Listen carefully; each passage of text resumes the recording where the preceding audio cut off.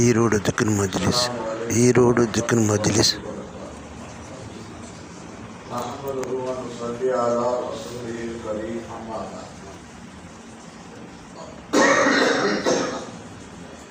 قال الله تعالى في القرآن العظيم والفرقان المجيد أعوذ بالله من الشيطان الرجيم بسم الله الرحمن الرحيم ومما رزقناهم ينفقون صدق الله العظيم. அனைத்து புகழும் அல்லாஹ் ஒருவனுக்கே உண்டாகுதாக. சலாத்தும் சலாமும் இருலோகத்தின் தலைவர் சய்யிதுல் அன்பியா ஹஜ்ரத் ரசூலுல்லாஹி ஸல்லல்லாஹு அலைஹி வஸல்லம் அவர்கள் மீதும் அவர்களின் தூய்மையான குடும்பத்தினர்கள் சத்திய சஹாபாக்கள் தாபிஈன்கள் தாபிஈன்கள் முஹத்திஸீன்கள் முஃபஸ்ஸிரீன்கள் முஜ்தஹிதீன்கள் இமாம்கள் ஷேகுமார்கள் உலமாக்கள் முன்னோர்கள் நம்மவர்கள் பூரா உம்மத்தின் மீதும் என்றென்றும் நிறைவாக உண்டாவதாக. ஆமீன்.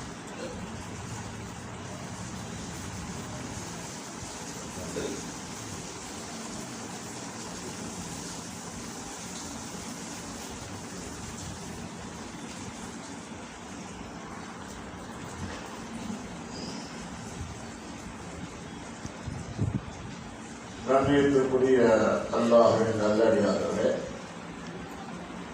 பெரியவர்களே, சகோதரர்களே, தாய்மார்களே, அல்லாஹ் தஆலா தனது திருமறையிலே கூறுகின்றான், மிம்மா ரஸக்னாஹும், அவர்களுக்கு நாம் ரிஸ்க் அளித்தோமே, அத்தகைய ஒன்றிற்கு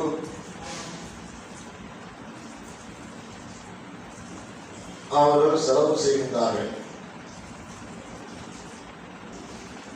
அல்லாஹ் தஆலா குர்ஆனுடைய ஆரம்பத்திலேயே இந்த ஆயத்தை கூறியிருக்கிறான்.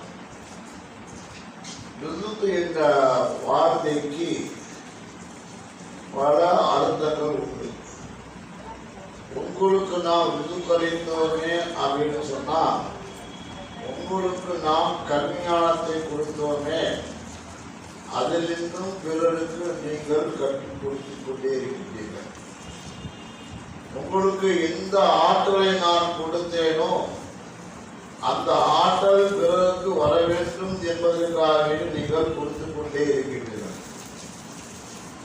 உங்களுக்கு நாம் ரிஸ்கை பொருளாதாரத்தை கொடுத்திருக்கின்றோமே, அதிலிருந்து பிறருக்கு நீங்கள் செலவு செய்து கொண்டே இருக்கின்றீர்கள் என்று பல அர்த்தங்களை இந்த ஆயத்திற்கு நாம் கூறலாம்.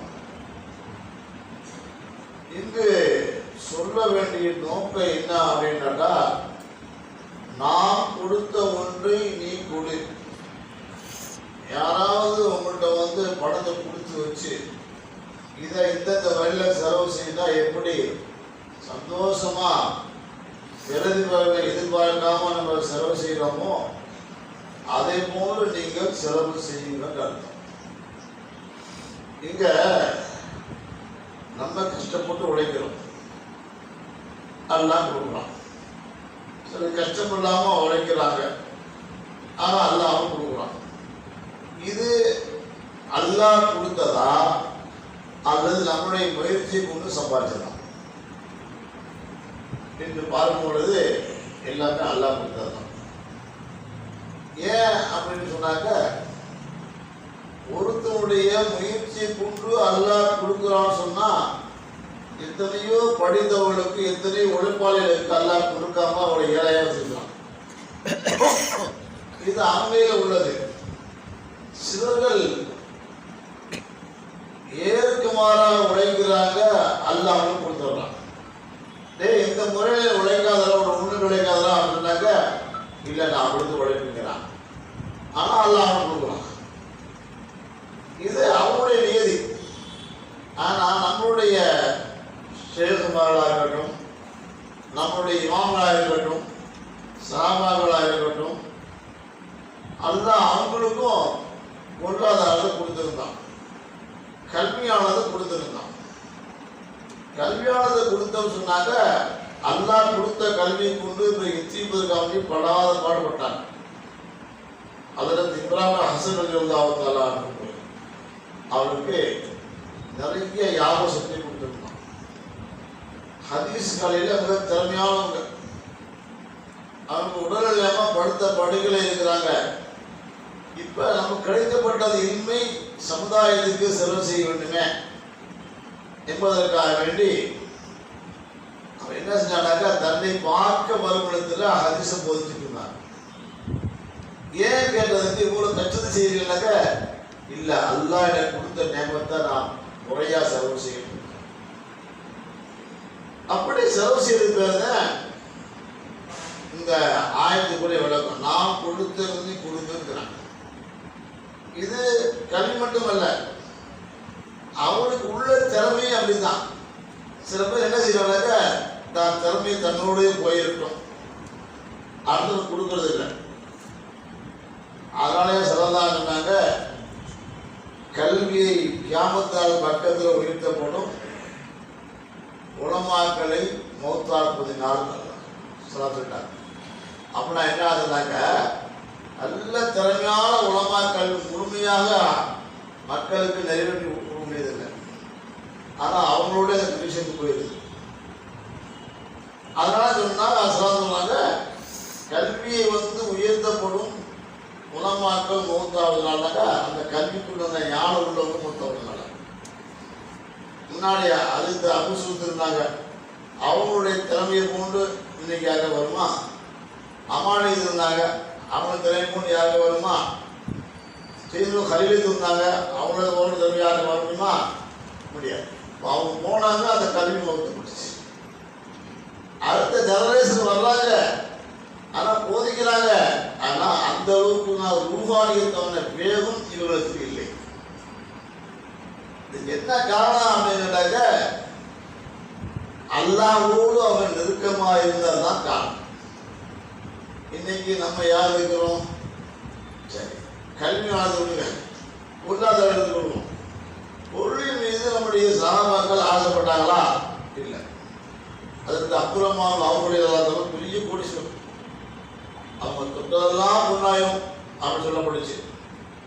அவங்க பிற்கால என்ன செஞ்சாங்கன்னாக்க, ஒவ்வொரு நாளும் அவங்களோட வீட்டில் 300 பேர் சாப்பிடுவாங்களாம்.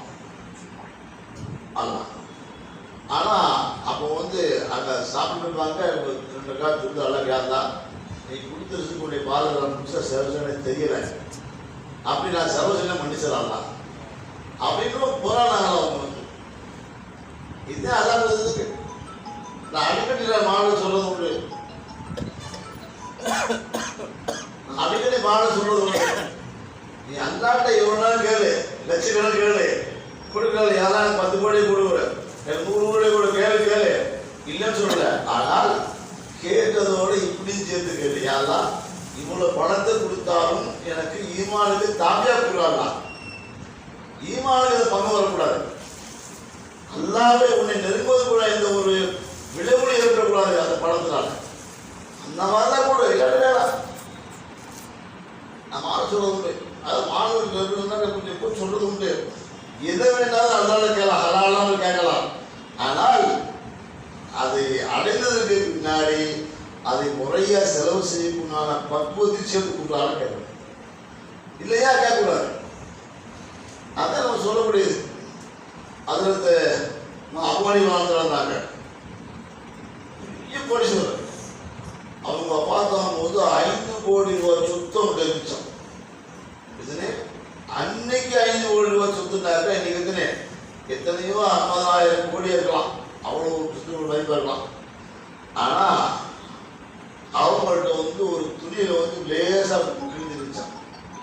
அப்போ கிழிஞ்சிருக்கும் போது அந்த பொண்ணு விற்கிறவர்களுக்குனாலாம், இது துணி கிழிஞ்சிருக்குது சொல்லி, அதான் கம்மியான பரவாயில்ல அப்படின்னா அவர் சொல்லாம லாபம் இருக்காரு. இப்ப யார் எடுத்தாலும் உங்களுக்கு தெரியல, அவங்களுக்கு எந்த துணின்னு தெரியல. ஒண்ணு இருந்தாங்க, தன் இருக்கக்கூடிய 5 கோடி சொத்தையும் அப்படியே தவிச்சிட்டாங்க. வேணாம், நல்லா கொடுத்தாலும் கொடுத்தா அப்படிலாம் கொடுத்தோம், அவங்களுக்கு எல்லாரும் கொடுத்தான், விட்டு கொடுத்துட்டான். எவ்வளவு போச்சு அவ்வளவு டெவலப் கொடுத்துட்டான். வேறு விஷயம். ஆனால் அவர்கள் புரிந்தும் மனசு வரும். இது அல்லாவுடைய ஏற்பாடு. அதுக்கு அப்துல்லா இப்னு அப்பாஸ் ரலியல்லாஹு அன்ஹு ஒரு காலத்துல ஏழையா இருந்தாங்க. பின்னாடி அவங்களுக்கு எல்லா வசதி வந்துருச்சு. வந்ததுக்கு பின்னாடி ஒரு அம்மா வந்து அவங்கள்ட்ட எங்க கொஞ்சம் கூட நெய் வேணும் அப்படின்னு கேட்டுச்சு. வேணாங்க பெரிய ஒரு ஜாடியெல்லாம் நெய் போட கொடுத்தாங்க. ஏங்க நான் கேட்டது கொஞ்சமே கேட்டு நீ கூட முடியல அப்படின்னு நான் சொன்னாலாம், அம்மா நீ ஒவ்வொரு தகுதிக்கு கேட்ட என்னுடைய தகுதிகளை கொடுத்தாச்சே அது கொடுக்குவாங்க. அதை கொடுத்துட்டாங்களாம். இதுல என்னது அல்லா கொடுத்தத அதனால பார்த்து செலவு செய்யறது இதுதான். அந்த அமைப்பு வந்தனால அல்லா கொடுத்துட்டே வந்து கற்றுக்கிறாங்க. அது உஸ்மான் ரலியல்லாஹு அன்ஹு பெரிய வசதி. சரி, அப்துல்லா இப்னு அப்பாஸ் ரலியல்லாஹு அன்ஹு வீட்டில் உட்காந்துருந்தாங்க.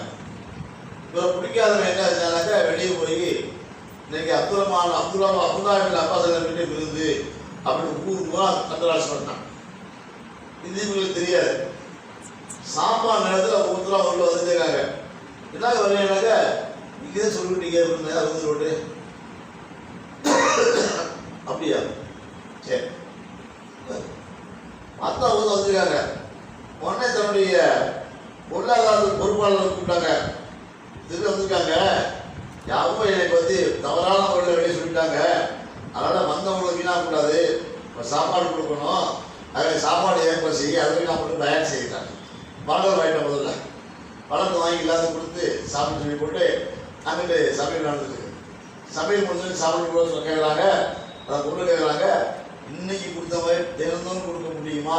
அவர் வசப்பட்டு இருக்குதாங்க கொடுக்க முடியும். ஒன்று அறிவிச்சு டெய்லி நம்ம வீட்டில் எல்லா ஊருக்கு எல்லாம் விருந்துக்குவாங்க அப்படி சொல்லுங்க அப்படின்னு சொன்னாங்கன்னாக்க பொருளாதாரத்து மீது அவருக்கு நாட்டம் இல்லை. அல்லாவை அடையக்கூடியவர்களுக்கு, அல்லா மீது ஆசை உள்ளவர்களுக்கு உழைக்கிறாங்க, என்ன சொல்லல. ஆனா அதுல இருந்து ஒரு பகுதி செலவு செய்யிருக்கிறாங்க. நம்மகிட்ட சொல்லப்பட்டது என்ன, காத்து கொடுங்க, ஏழையாவது நம்மகிட்ட விடுதலை ஏறி கொடுக்குறாங்க.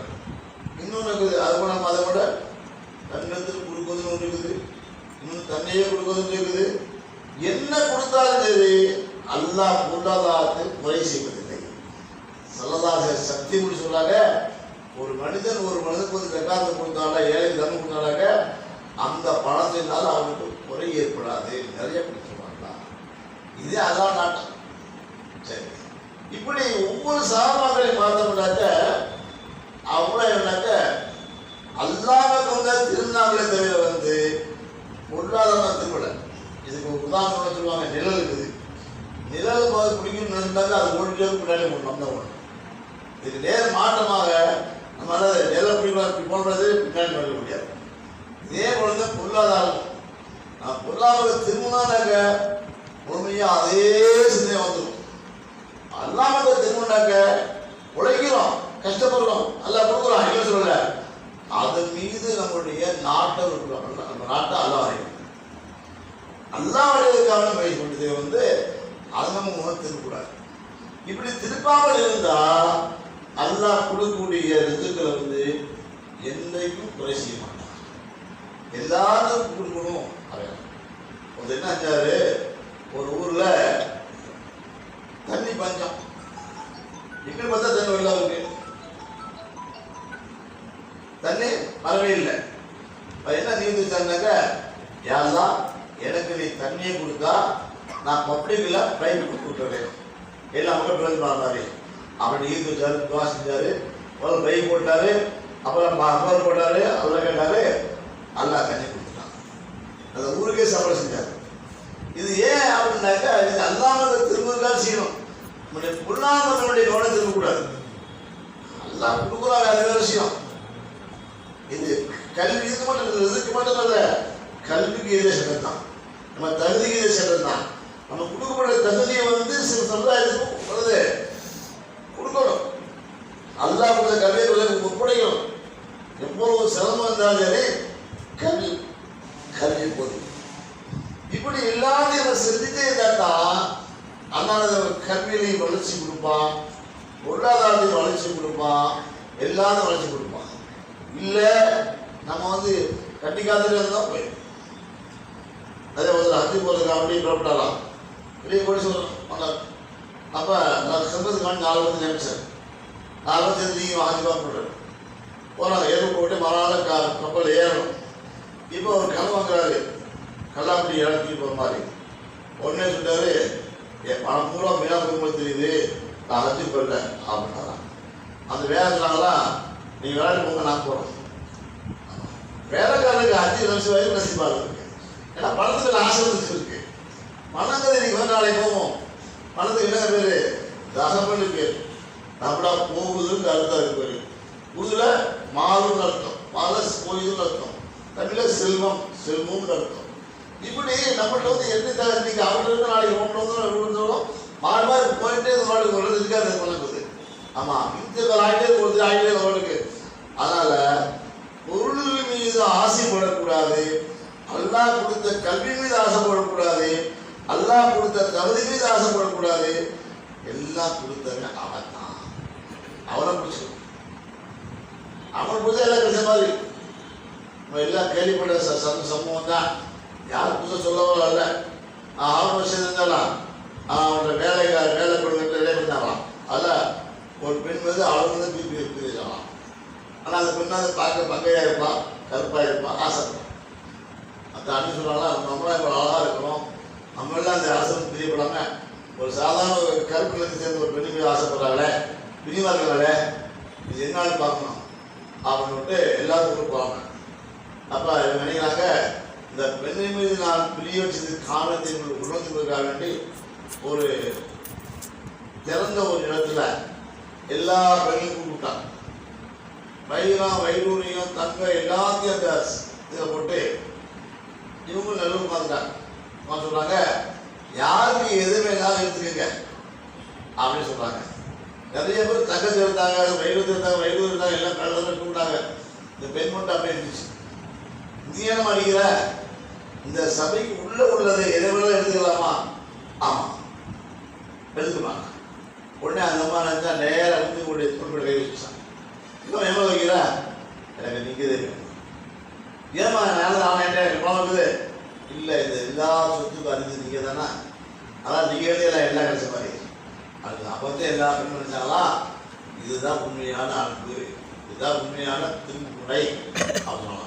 அந்த மாதிரி அல்லாஹ் பக்கம் நம்ம திரும்பணும் அப்படின்னு சொன்னால் அல்லாஹ் நம்ம தேவைப்படுச்சு. ஆனால் திரும்பணும், ஆனால் திரும்ப முடியுமா? கஷ்டம். அந்த கஷ்டத்தை நீங்கள் என்ன செய்யணும்? அல்லாஹ் அதிகமாக தியானம் பண்ணணும். அதே வந்து போச்சு. பெரியாருடைய தொடர்பு இருக்கணும், நல்லவருடைய நட்புகள் இருக்கணும். எப்படியெல்லாம் பெரியார்கள் கஷ்டப்பட்டாங்க, முயற்சி பண்ணாங்க, என்ன நிலைக்கு நாம் தள்ளப்பட்டா அதுக்கு தாவூத் அலைஹிஸ்ஸலாம் நல்லா சொன்னா, உனக்கு நீ ஆடு மேய்ச்சிக்கிட்டு இருந்த ஒன்னாஞ்சி வந்து உன்னை அரசனாக்கிட்டீங்களா? எப்படி அரசாங்கம் தெரியுமா? ஆடு மேய்ச்சிக்கிட்டு இருந்த எல்லாரும் யுத்தத்துக்கு போட்டு போனாங்க.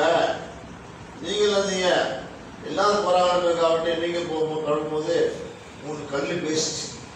என்ன சொல்லிட்டு, என்னையும் எடுத்துட்டு போங்க, நான் வந்து எதிர்ப்படையுள்ள தலைமையை கூட செஞ்சிருக்கேன் அப்படின்னு சொல்லி அதை எடுத்துட்டாங்க. எடுத்துட்டு போகிறாங்க, எடுத்து கலந்துக்கிறாங்க.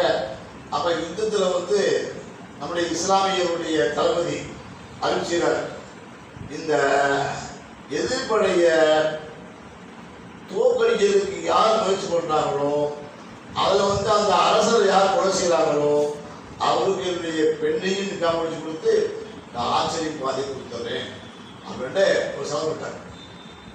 இது இவனுக்கு தெரியுமா தெரியலன்னு தெரியல. ஆனால் இவனுக்கு கல் சொல்லிச்சு, நீ என்னை எப்படி எரி, நான் குறைச்சிருக்கேன். நேரம் அவன் குலபாத கவனம் அவனை குறிப்பாக கல்வி இருந்தாங்க. நேரம் மண்டையில் உடைஞ்சி மொத்தைட்டான். அவன் மூத்தாரனையும் நல்லது மூத்தாயிட்டாங்க. கூட என்ன செய்யும்? அவங்களுக்கு திருச்சி ஓடும், அவங்க தோற்று விடாத அர்த்தம். இப்போ தாவூத் அலைஹிஸ்ஸலாத்துக்கு என்ன இருந்தாங்க, அந்த அரசனுடைய மகளை நிக்காம வச்சு கொடுத்துட்டாங்க. அரசாங்கத்தில் பாதை கொடுத்துட்டாங்க. அரசாங்கத்தில் பாதையை கொடுத்துட்டாலும் கூட இவங்க என்ன செஞ்சாங்க அப்படின்னு கேட்டாங்க, அல்லாஹ்வுக்கு சுக்ரியா செஞ்சாங்க. இவங்களுக்கு தெரியுமா இது நம்ம கிடைக்கிறோட்டு தெரியும். ஆனால் வேணா வந்து அல்லாஹ் சொல்லிப்பாங்க, அல்லாஹ்னா அதாவது நான் உனக்கு கொடுத்த நேமத்தையாக கொடுத்துட்டேன், நீ ஒரு ஆளுமைக்குரிய இடையிலா இருக்கக்கூடிய உனக்கு ஆட்சி அதிகாரத்தை எல்லாத்தையும் கொடுத்தேன், எனக்கு நன்றி செய்ய. சுக்ராஜி யஷ்குரு ஆலம் தாவூத் சொல்றான், தாவூதுடைய பிள்ளையார்களே நீ அல்லாஹ்வுக்கு சுக்ரா செய்யுங்க. அவங்க உடனே துவா செஞ்சாங்க, யா அல்லாஹ் எனக்கு இதுக்கெல்லாம் நேமத்தை கொடுத்த உனக்கு எல்லாம் நன்றின்னு சொன்னாங்க. சொல்லி சொன்னாங்க, இந்த நன்றி சொல்வதற்கு நாவபுத்தியா இல்லையா அதுக்கே இருக்கலாம். இப்படியே சொல்றதுக்காக சொன்னாங்க, யா அல்லாஹ் நீ கொடுத்த நேமத்துக்கு என்னால நன்றி செய்ய முடியல, நான் இயலாமை ஒதுக்கல் உடனாடி நீ தான் என்ன ஆட்டம் படைத்தவன் என்று தன்னுடைய இயலாமை என்று ஒப்புக்கொண்டார்களோ அப்பத்தே அல்லாஹ் சொன்னா, தாவூதே இப்பதான் நீ நன்றி செய்தாய், எது செய்தாலும் என்னால் அது முடியல, நீதான் இல்லாம அப்படின்னு சொல்லக்கூடிய பக்குவம் தான். நான் 2வது முறை வரும்போது ஒரு அடுத்த பரிசைக்கு பார்த்து வந்தாங்க. அவர் கேட்டாங்க, நான் கேட்டதை படிச்சுக்க முடியுமாட்டாங்க. நான் திறமையாக ஓதுருக்கு நான் 1ஆம் முறையில் எதுக்கெல்லாம் படிச்சிருக்கேன். அப்புறம் கேளு சொல்லிட்டேன், நான் கேட்டுருவேன், அப்படின்னா படிச்ச முடியாது, அதனாலேயே உன்னுடைய ஈரான் ஒப்பு முடியா இல்லையா கேட்டாங்க.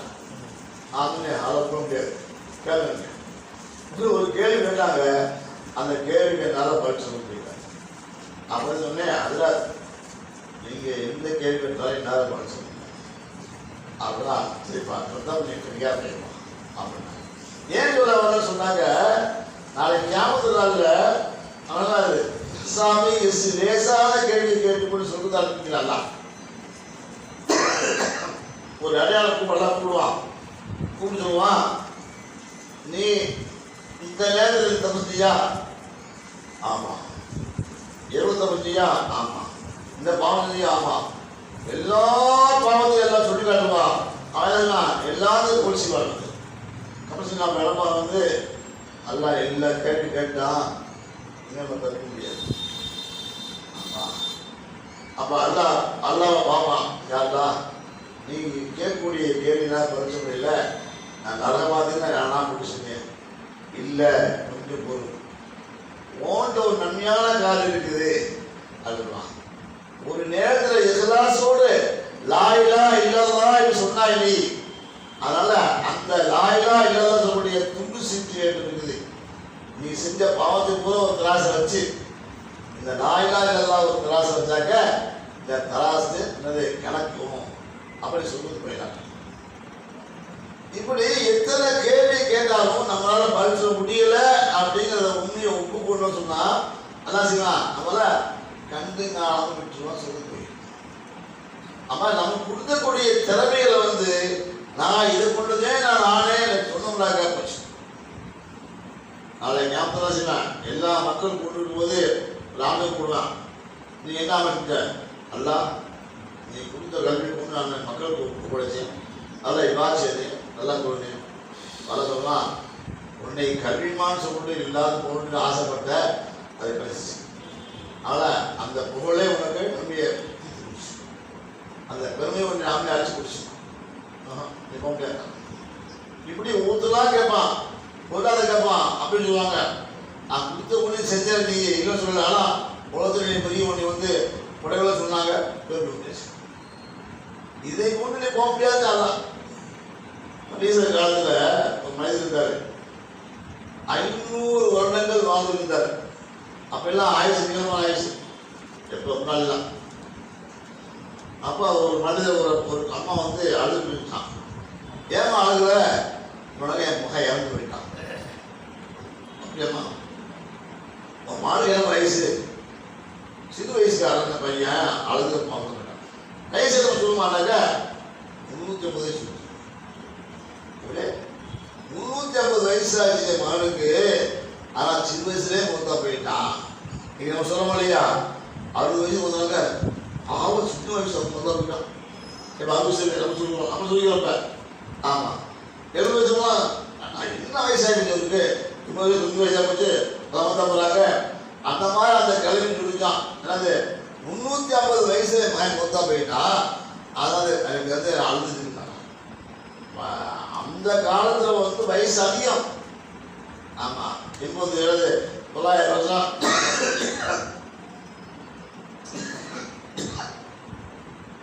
நூறுல வந்து 1050 வயசு வாழ்ந்தாங்க. 950 வயசு வரைக்கும் மக்களுக்கு பொசிஷன் தான் அவங்க. இப்படி அந்த காலத்தில் உள்ள அமைப்புங்கிறது வேற, இந்த காலத்தில் அமைப்புங்கிறது வேற. அந்த அமைப்பில் உள்ளவங்க திறமையா வாழ்ந்தாங்க. அந்த காலத்தில் படிச்சாங்க 500 வருஷம் வாழ்ந்து அது துறவம். அந்த காலத்தில் துறவம் போடுறது சிறந்த அமல் நமக்கு இல்லை. நம்ம வந்து மனை மக்களோடு இருந்து வியாபாரம் செஞ்சு எல்லாத்திலையும் நம்ம அல்லாஹ்வுக்கு பயந்து நடந்து வாழ்க்கையை நடத்திருந்தால் இதுதான் நமக்கு துறவரம். சரி, அன்றைக்கு அப்படி இல்லை. மனை மக்கள் எல்லாத்தையும் போட்டு காட்டுக்கு போயிடும். காட்டில் போய் துணிச்சுட்டே இருக்கணும். அவன் துணிச்சுட்டே தான் போய் அல்லா அழகான நீரோட்டத்து பக்கத்தில் நல்ல பழங்கள் கொடுத்து குடும்பக்கூடிய ஒரு மரத்தை பக்கத்தில் கொடுத்துட்டான். சொன்னாங்க பழம் கீழே அவன் எடுத்து சாப்பிடுவான். இப்படி 500 வருஷம் வாழ்ந்தாரு. 500 வருஷம் வாழ்ந்து 5 வருஷம் தொழுதுட்டே இருந்தாரு. எந்த சிந்தனை வெள்ளம் இருக்கும். அப்ப மொத்தம் நல்லா கேட்டா என்ன பஞ்ச யாரெல்லாம் உனக்கு வந்து 500 வருஷம் தான் வாழ்ந்தேன். 500 வருஷம் காசு எல்லாரும் போட்டு தோழ பந்தத்தையான மனை மக்கள் எல்லாருக்கும் வந்து எல்லாரும் அந்நிய ஆண்களுடைய பெண்களுடைய பாவை பகுதியே எனக்கு வளர்ந்தோம்னா எல்லாம் தெய்வத்தை கொண்டு வந்து குளித்த நீரை கொடுத்தனேன், வளர்த்த குழுவுடைய படத்தை கொடுத்தேன். இதுக்கு நீ நன்றி செய்தியா? ஒன்று சொல்ல முடியல. சரி போ, நீ நடந்து போ அப்படின்ட்டாங்க. போற வழியில தான் கம்மியா இருந்துச்சு. கம்மியான தாகம் வந்த உடனேயும் தாகம் விடலாம். நம்ம மழை ஒரு 500 வருஷம் அமலம் கொடுத்துட்டா கொடுத்தாலாம். 500 அமலம் கொடுத்தா தரேன் கொஞ்சம் அமல் இல்லை. இப்போ எல்லாம் சொன்னா இப்போ அமல் இல்லை. இப்போ அண்ணனா யாருதான் என்னை அமலை கொண்டு போக முடியாது. உன்னுடைய கருணை இருந்தால் தான் நான் போக முடியும். நீ நினைத்ததான் இருக்க முடியும் அப்படின்னு சொல்லக்கூடாதா? அல்ல எனக்கு அவளை வந்து அந்த மன்னிச்சு தரும். இந்த மாதிரி நல்ல காரியம் செய்யக்கூடிய நாம் இது என்னுடைய திறமை கொண்டு வந்த அல்லாஹ் கொடுத்த ஞாபகத்தை. அதுக்கு நான் பிரதிபலனை எதிர்பார்க்க மாட்டேன். நான் கொடுத்து சொல்லி காட்ட மாட்டேன். அந்த கொடுத்தவங்கள்ட்ட போய் நான் அங்க இருந்து அவங்கள்ட்ட வந்து டீ வாங்கி குடிக்க மாட்டேன். நேற்று வரைக்கும் டீ வாய்த்தது அவங்க வந்து இன்னைக்கு நம்ம செஞ்சு உபாதம் டீ வாய்க்கிறாங்க. நேற்று எப்படி அப்படி செஞ்சு இருக்கணும். நேற்று வரைக்கும் என்னுடைய யாரும் கண்டுக்கவே இல்லை. அவன் இன்னைக்கு நீ உபாதத்தினால அவங்க கூப்பிடுறாங்க. இது எதுக்காக அந்த உபாதத்துக்கு பிரதிபலித்தார். அதனால உபாதத்துக்கு பிரதிபலனை எல்லாம் இங்கே கொடுத்தோம் பயந்துக்கிட்டதுனால பிரஜா போக மாட்டாங்க. போட்டான் போய மாட்டான்.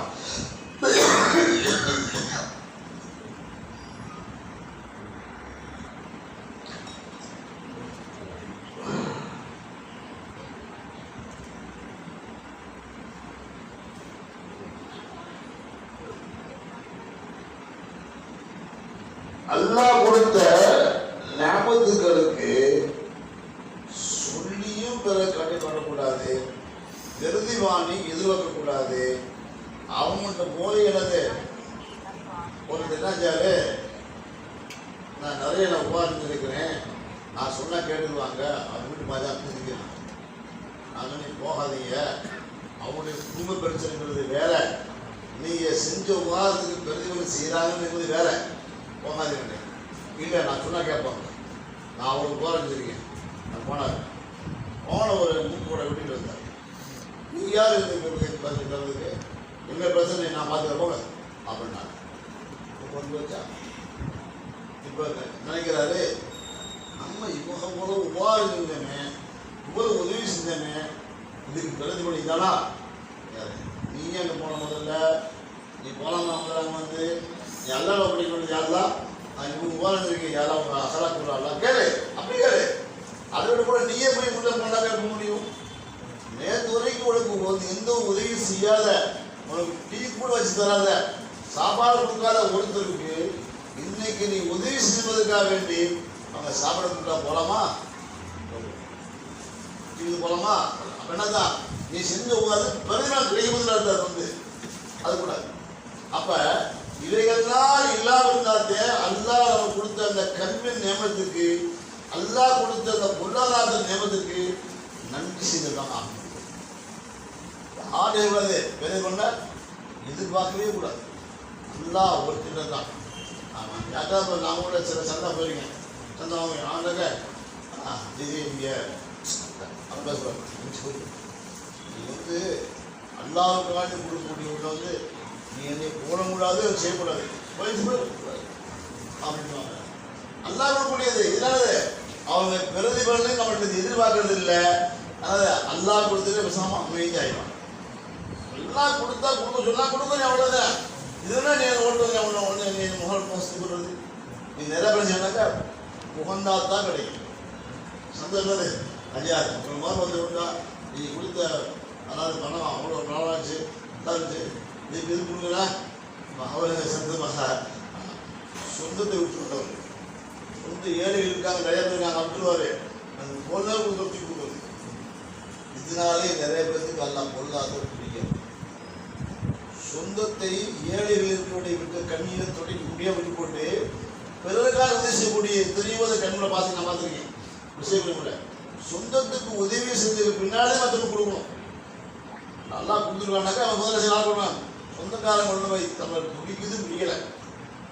அபூபக்கர் ரலியல்லாஹு அன்ஹு அவங்களுடைய ஒரு சொந்தக்கார கிறிஸ்தவ இல்லாதவங்க உதவி செஞ்சிருந்தாங்க, எல்லா தெரிவு செய்தான்.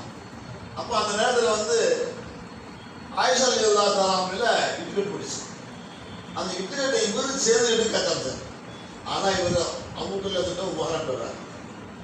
தன்னுடைய என்னிடத்தில் உபகாரம் பெறக்கூடிய ஒருத்தர் என்னுடைய மனைவி இட்டுக்கட்டு கூட சேர்றதா அப்படின்னு அவருக்கு கோபம் தாங்க முடியல.